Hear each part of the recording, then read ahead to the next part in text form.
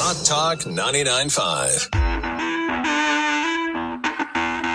All right, it's 8:25 here on the Hot Talk Morning Show.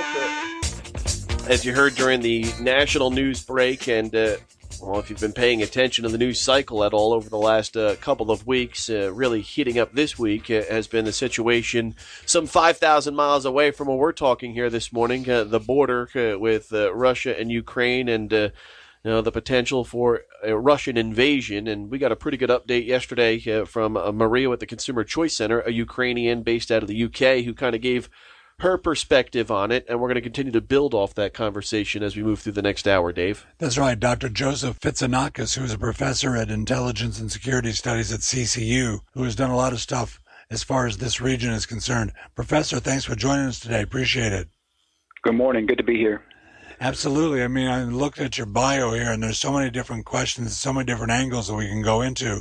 You've written extensively about intelligence collection, cyber espionage, and we just got done seeing that there could have been already cyber attacks that are being taken place as far as between Russia and Ukraine is concerned. Why are they so successful in cyber attacks, Russia, it seems like? Well, I mean, it's one way in which this scenario could develop going forward. I mean, our estimate is that there's 3 different types of attacks that could occur in the next few days or weeks. One is complete takeover of Ukraine by a large-scale attack by some sort of Russian tactical force. We could see perhaps a partial takeover of just some regions of the country, mostly in the east and south, most of which are actually already inhabited by sort of pro-Russian populations. And the third type is the one you're talking about, which is sort of a psychological warfare campaign that includes some kind of a protracted campaign of cyber warfare, which some actually argue that has already begun as we speak. And Doctor, as technology has progressed, and we look at these sort of cyber attacks, how does that cripple their ability to communicate and other things that their government and their people rely on day to day? I mean, we know how heavily we rely on technology on a consistent basis. What is it like in that region of the world?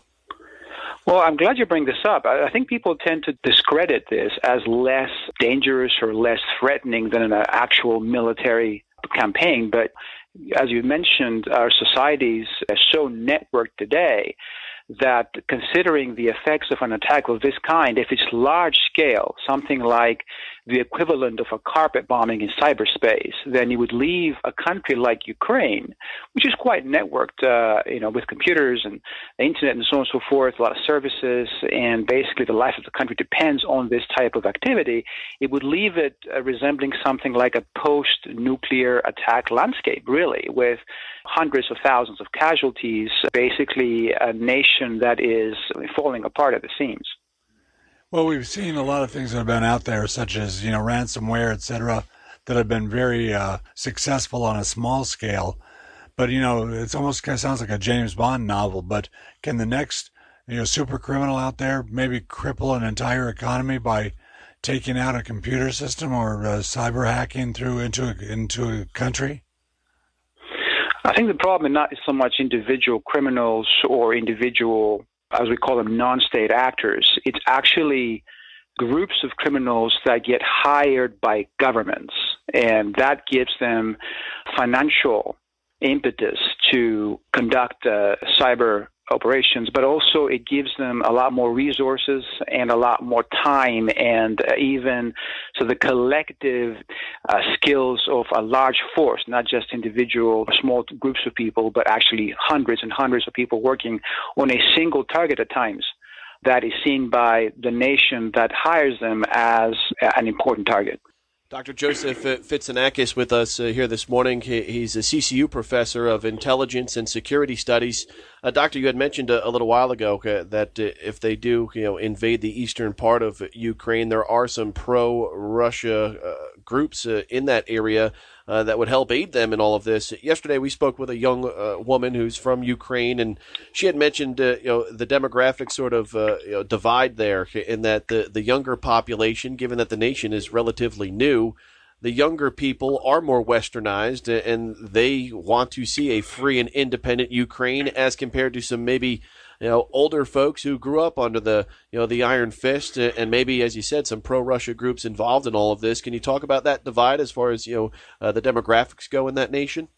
Sure, yeah. Geographically, it sort of makes sense. The closer you get to Russia, the more influenced by Russia is the local culture, the local society as a whole. There's also a generational gap in that older people remember the sort of days of the Soviet Union where the economy was not doing well, but at the same time you had some kind of state intervention in the economy that kept it sort of centralized and predictable in a way.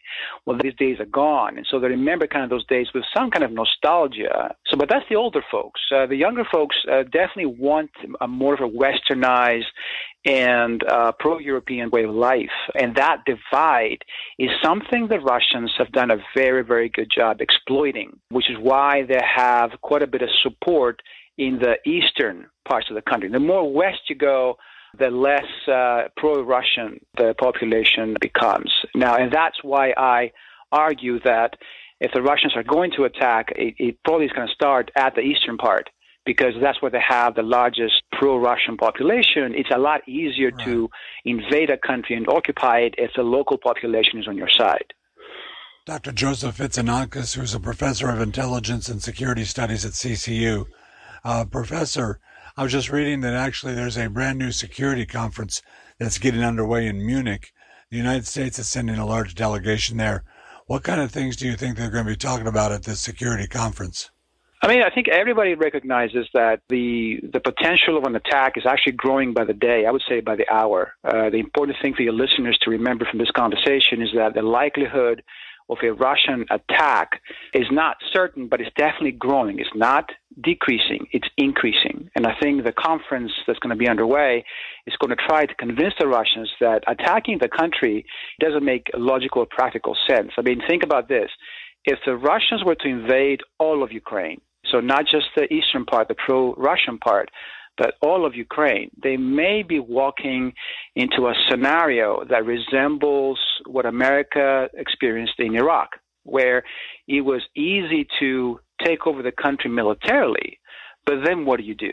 Especially as you mentioned, with much of Western Ukraine actually being opposed to a Russian presence there. So thinking logically, the Kremlin would be sort of crazy to do such a thing. But on the other hand, cast your mind back to about 2002, 2003, many of us were making the exact same argument about the U.S. intention to invade Iraq. We argued that it would be sort of catastrophic. It would destabilize the Middle East, ruin the U.S. economy, and yet that's precisely what the U.S. did. So just because something seems illogical doesn't mean that a nation like the United States or like Russia will not go down that path. And that is everyone's worst nightmare right now, and it could happen. Doctor, when you look at some of the former Soviet territories, up and down the Baltics, and then spilling into Ukraine, why is it that some of those other former territories have been welcomed into the EU, while Ukraine remains sort of in this gray area where Putin and Russia have been steadfast in opposition to Ukraine joining the EU or NATO, while others in Ukraine are promoting this idea, and as you said, sort of geographically based on that? Why have the other nations have been able to jump in there as compared to where Ukraine stands right now? Well, I think it's largely because Ukraine, unlike many other former Soviet states, have a large pro-Russian and in many ways even pro-Soviet population still in this territory. So if NATO were to accept Ukraine, it would sort of like bring into its fold areas that are not exactly on board the program. Of course, now it's too late. If you were to bring Ukraine into NATO now, with large parts of the country occupied by Russia, like Crimea, for example, it would automatically trigger Article 5 of NATO, which means that at that point there'd be war immediately between the NATO countries, including the United States and Russia. And so that is something that is not in the horizon at all. Professor, there's a lot of people out there that have either been following this tangentially or just, passing, that they're hearing that there's things going on with Russia and Ukraine, and they have no idea about why or what. Why should Americans care what's going on right now between Russia and Ukraine? I mean, the game is very complex. Anybody who would tell you that there's only one reason why Russia is acting this way right now are sort of don't understand how Russia works, but also how great power competition works. And that's the part I think most of our listeners should be paying attention to. I mean, yeah, Ukraine is symbolically important for Russians. A city like Kiev, the capital of Ukraine, is as historically significant for Russians as Philadelphia says for Americans. There's also psychological reasons, though. Like Putin is about to turn 70, and those who know him say he's constantly thinking about his legacy.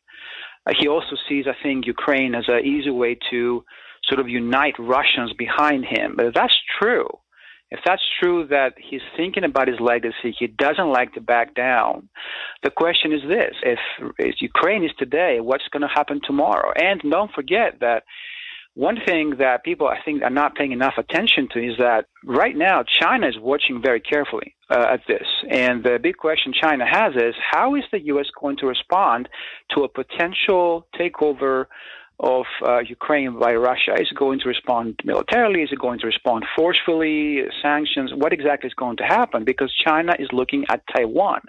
And of course, one of the ultimate nightmare scenarios is a war that takes place at the same time in Ukraine and in Taiwan. Then how does one react? That's a big question, and I'm sure that the mind of the president right now is occupied by this 100%. And Professor, as this escalation and the troops have built up a presence on that border, have decisions that have been made here in the U.S., has that sort of emboldened Putin to make this happen and create this heightened tension and escalation, like pulling back on some of the restrictions and some of the sanctions on the pipeline, for instance, that was going into Germany, that Nord Stream 2 pipeline that we hear a lot about, lifting sanctions on that to allow it to continue to move forward? Does that embolden somebody like Putin to then take a mile after we give him an inch?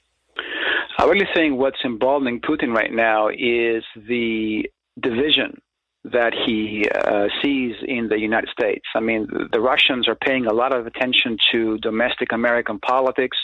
They do realize that the numbers of things Americans now agree on is just a shrinking list. And when you have so much division inside the country, it makes it a lot more difficult to move decisively in foreign policy. I think the Russians are also seeing that Europe is divided. Brexit just happened recently, and the EU itself is finding it increasingly difficult to move in a sort of concerted direction as a group. And so I think the time is helping the Russian cause. Professor, in your bio here, I was reading that you've done research on intelligence all over the world, including in North Korea. Let's move to North Korea for just 1 second. Is North Korea and Kim, is that somebody that we have to be really afraid of, or is he just a toddler trying to get attention? I think the worst thing the North Koreans could do right now to us is collapse. The country itself is very unstable, as always has been, in terms of its economy, but it definitely is watching with interest at the cyber side of things.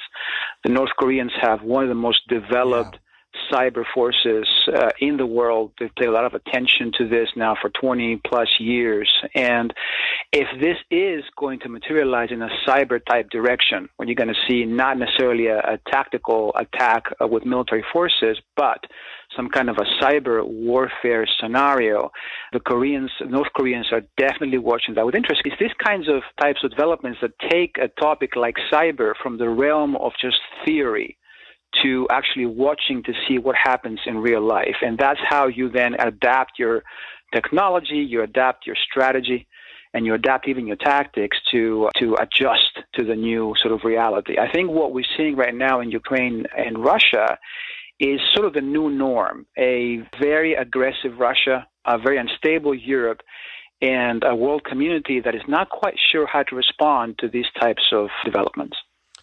Dr. Joseph Fitsanakis with us here this morning. He's a professor over at Coastal of Intelligence and Security Studies. Doctor, some great information here over the last 15, 20 minutes that I think has given our audience some great information along with insight and perspective from our vantage point as well. We need more of you on the cable news networks and some of the traditional news outlets to provide us the wide-scale look at this and to really dig deep into, some of the topics that really a lot of folks just scratch the surface on and say, hey, we should pay attention. And, that's about it. It's amazing. We have so many people like yourself that have so much knowledge and information, yet we rarely tap into you. So thank you. Yeah, Professor, I promise not to bug you too much, but I'm definitely going to hold on to your email address here because there's so many different things that you can help us out with on the morning show. It would be a great pleasure to talk to you again. Thank you. Thank you so much. Appreciate that. It's 8:51 here on the Hot Talk Morning Show. And Dave, again, back-to-back conversations over the last 2 days where we've learned more, I would say, than any sort of course you could probably get through a 15-week semester, just sort of the footnotes. But nonetheless, I mean, I feel like, an Eastern European expert now at this point, based on the conversation that the professor just gave to us here this morning. Yeah, like I said, he's a fantastic resource to be able to have in our back pocket and our